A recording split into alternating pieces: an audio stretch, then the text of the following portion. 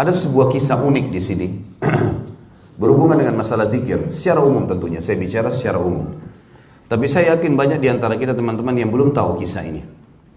Semoga saya yang sudah pernah dengar mereview kembali ilmunya sehingga dia bisa merutinkan dalam kehidupan sehari-hari, dan semoga saja yang belum tahu bisa memahami dan mengamalkannya. Kisah tentang sahabat Nabi yang mulia Auf dan anaknya Malik radhiyallahu anhum ajma'in. Dalam salah satu peperangan, si Malik ini si anak, dalam kisah anak sama ayah. Malik ini anak, dia ikut bersama Nabi SAW berperang. Dan tentu sebelum pergi berperang meminta ridho kedua orang tuanya, Auf ayahnya, dan ada ibunya. Saya tidak temukan namanya dalam riwayat ini ibunya. Tapi yang jelas dia izin dan diizinkanlah oleh kedua orang tuanya, dan mereka berharap Malik mati syahid untuk menjadi saksi pada hari kiamat, menolong keduanya masuk ke dalam surga. Pada saat baginda Nabi SAW pulang dari peperangan, semua pasukan tidak terkecuali pulang bersama Nabi SAW, kecuali Malik. Malik gak ada. Begitu tiba di Madinah, baginda Nabi SAW biasanya mengecek prajurit-prajuritnya sebelum bubar. Mereka kumpul dulu di depan masjid Nabi SAW, lalu Nabi mengecek satu persatu. Kabilah fulan, si fulan, silakan pulang. Si fulan, terus begitu sampai selesai. Sehingga Nabi SAW mengetahui siapa yang meninggal dunia di antara mereka, siapa yang sakit, berapa orang yang terluka, gitu kan. Sehingga memang difokuskan untuk menjenguknya kalau dia sakit, ya, bertakziah di rumah keluarganya kalau meninggal. Maka ditemukan satu-satunya yang tidak ada adalah Malik. Maka Auf datang kepada Nabi SAW dan mengatakan, ya Rasulullah, semuanya pasukan Anda pulang ya Rasulullah, tinggal Malik, anak saya. Beritahukan kepada saya agar saya bisa beritahukan kepada ibunya, istri saya, tentang keadaannya. Kalau Malik mati syahid, alhamdulillah, itu yang kami harapkan. Tapi kalau Malik tidak mati syahid ya Rasulullah, beritahukan di mana dia. Apakah dia ditawan oleh musuh? Apakah dia sakit di tengah jalan? Nabi SAW tunggu wahyu pada saat itu, menunggu wahyu. Seperti biasa, tradisi Nabi SAW tidak akan menjawab kecuali dari wahyu. Dan Allah pastikan dalam Al-Quran, A'udzubillahi minasyaitonirrajim, wa ma yantiqu 'anil hawa in huwa illa wahyun yuha. Kalau Muhammad itu SAW tidak pernah mengucapkan sesuai dengan hawa nafsunya, tapi dia mengucapkan sesuai dengan wahyu yang dipandukan kepadanya. Maka Nabi SAW mengucapkan kalimat yang mengatakan kepada Auf, hai Auf, pulanglah, dan aku wasiatkan kepadamu agar engkau dan istrimu mulai kamu pulang ke rumah sampai malam nanti mengucapkan la haula wala quwata illa billah. Zikir yang banyak orang tidak amalkan dalam hari ini. Zaman-zaman sekarang tidak ada yang amalkan bahkan mungkin. Padahal zikir ini sudah dikatakan oleh Nabi SAW dalam hadis yang lain, kanzul min kunuzil jannah, la haula wala quwata illa billah, adalah harta karunnya surga. Mungkin orang berpikir harta karun surga nanti di surga baru didapatkan. Lihat manfaatnya di dunia teman-teman sekalian. Amalkan resep ini bukan dari dokter manusia biasa, dari Nabi SAW, pimpinan seluruh manusia, pimpinan semua nabi-nabi, menerima wahyu dari sang pencipta Allah.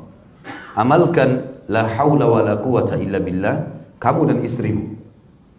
Auf tanpa banyak bertanya, pulang ke rumahnya, istrinya bertanya, wahai Auf, bagaimana kabarnya Malik? Mati syahid kah?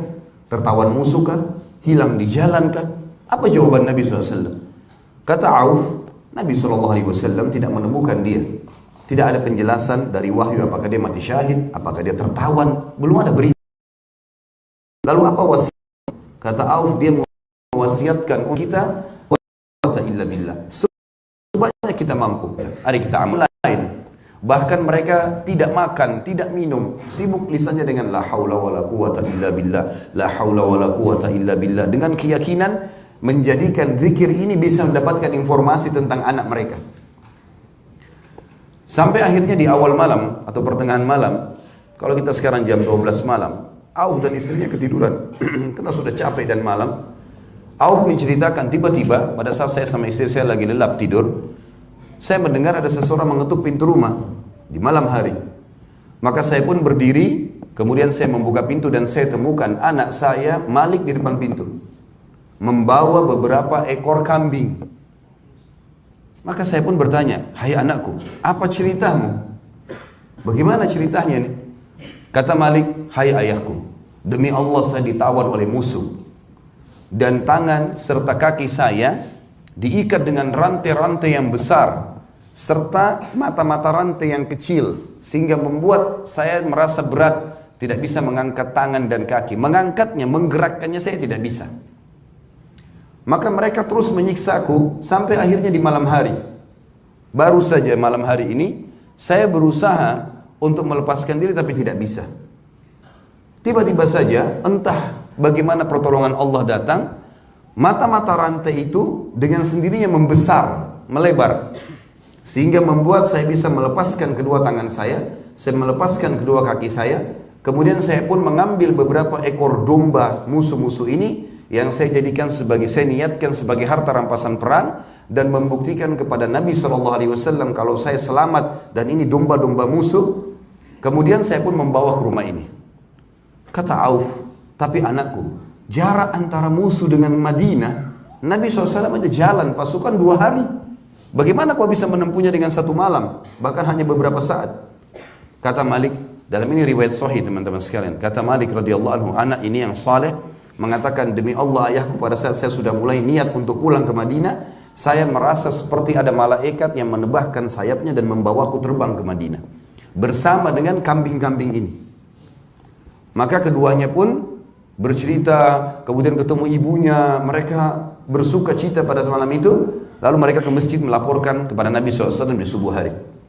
Pada saat mereka tiba, belum mereka cerita, Nabi SAW sudah mengatakan, ketahuilah, terimalah berita gembira wahai Auf dan Malik, Allah telah turunkan Al-Quran berhubungan dengan urusan kalian ini.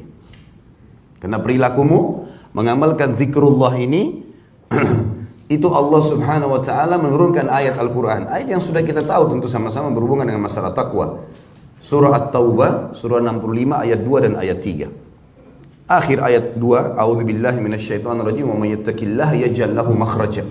Siapa yang bertakwa kepada Allah, Allah akan berikan kepadanya makhraja, jalan keluar dari masalahnya. Wa yarzuqhu min haitsu la yahtasib, dan Allah berikan rezeki dari tempat tidak disangka-sangka. Wa may yatawakkal 'alallahi fahuwa hasbuh. Siapa yang mengembalikan perkaranya pada Allah, maka Allah jadi pencukup baginya. Innallaha balighu amrih. Allah pasti akan buktikan kebenaran janji-janjinya. Qad ja'ala likulli syai'in qadra. Allah telah tentukan semuanya punya kadar. Pasti Allah bisa melampaui apapun yang diciptakan. Ayat ini teman-teman, banyak orang yang sering menjelaskan para dai-dai kita, tapi tidak diniatkan atau tidak dihibatkan kisah Auf dan Malik. Kisah Auf dan Malik ini luar biasa. Jangankan untuk semua sekedar penyakit, jangankan hanya sekedar bangkrut usaha, jangankan cuma karena ada masalah rumah tangga, jangankan cuma karena masalah belum dapat kerjaan, belum dapat jodoh, ditawan oleh musuh, bisa rantainya terlepas, bisa dibawa oleh malaikat pulang lagi ke rumah orang tuanya. Dan perjalanan 2 hari ditempuh dalam sekejap sampai ke Madinah, dibawa oleh malaikat. Apalagi kalau cuma masalah-masalah kecil. Zikrullah, coba baca. Dan dalam akhir riwayat ini, saya tidak temukan, Allahu alam ini lanjutan hadis atau tambahan dari perawi. Dikatakan di situ, dan la haula wala quwata illa billah, bisa menyembuhkan 99 penyakit, yang paling rendah adalah demam. Yang paling rendah adalah demam. Ada masalah teman-teman sekalian, la haula wala quwata illa billah, la haula wala quwata illa billah. Coba zikrullah, karena ini ibadah yang luar biasa. Bahkan ulama mengatakan kalau orang yakin dengan zikir ini mungkin tidak butuh obat dokter. Karena ini yang lebih penting daripada itu semuanya. Kemudian yang kedua teman-teman sekalian, firman Allah Subhanahu wa taala diangkat oleh penulis Al-A'raf ayat 49.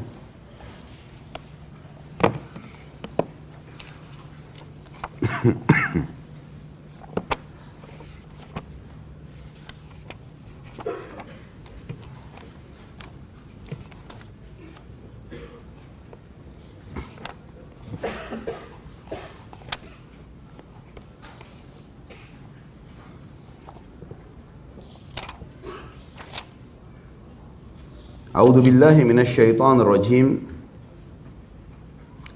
Wa nada ashabun nari ashabal jannati an afidu ahaula'i alladhina aqsamtum la yanaluhumullahu birahmah udkhulul jannata la khaufun 'alaikum wa la antum tahzanun. Di sini dikatakan terjemahannya, orang-orang di atas A'raf bertanya kepada para penghuni neraka, itukah orang-orang yang kamu telah bersumpah bahwa mereka tidak akan mendapatkan rahmat Allah? Kepada orang-orang mukmin itu dikatakan, masuklah ke dalam surga, tidak ada kekhawatiran terhadap kalian dan tidak pula kalian bersedih. Dan ini yang dimaksud adalah sambutannya yang akan ditemukan oleh ahli surga dan penghuni neraka menyaksikannya. Dilengkapkan dengan ayat 50-nya, wa nada ashabun nari ashabal jannati an afidu alaina minal ma'i aw mimma razaqakumullah qalu innallaha harramahuma 'alal kafirin. Dan penghuni neraka memanggil para penghuni surga sambil berkata, berikanlah kepada kami sebagian saja dari air atau apa saja yang Allah jadikan sebagai rezeki buat kalian. Lalu para penghuni surga menjawab mengatakan, sesungguhnya Allah mengharamkan keduanya, baik air atau nikmat-nikmat yang lain, kepada orang-orang yang kafir. Lalu disebutkan ayat 51-nya, siapa yang dimaksud di sini di antara sifat orang kafir? Alladzina ittakhadhu dinahum lahwan wa la'iban wa gharrathumul hayatud dunya falyawma nansahum kama nasu liqa'a yawmihim hadha wa ma kanu biayatina yajhadun. Yaitu orang-orang yang menjadikan agamanya sebagai permainan dan senda gurau, status saja, dan dia tidak pernah praktekkan agama itu sehingga dia keluar dari agama tanpa dia sadari, dan mereka tertipu oleh kehidupan dunia. Maka pada hari ini kiamat kami melupakan mereka sebagaimana mereka dahulu melupakan pertemuan hari ini, dan karena mereka mengingkari ayat-ayat kami. Saksi bahasan kita adalah semua penghuni surga akan disambut dengan perkataan tidak ada kekhawatiran buat kalian dan tidak pula bersedih hati. Sebagian ulama tafsir mengatakan dimaksud dengan tidak ada kekhawatiran adalah penghuni surga begitu melihat surga dari jauh, semua ketakutan mereka, semua kekhawatiran mereka hilang. Dan semua kesedihan selama ini yang mereka rasakan di dunia, dari gangguan orang, dari sakit yang pernah dia rasakan, kehilangan barang, kehilangan orang yang dicintai, susahnya melewati hisab, timbangan amal, banyaknya musuh-musuh yang menuntut dia di hari kiamat, semuanya jadi hilang. Kesedihan hatinya semuanya hilang, karena memang ucapan malaikat ini terbukti ya pada saat mengucapkan kepada ahli surga, ya, waktu ahli surga melihat surga itu sendiri.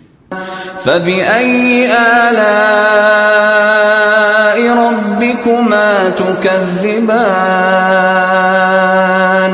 كل من عليها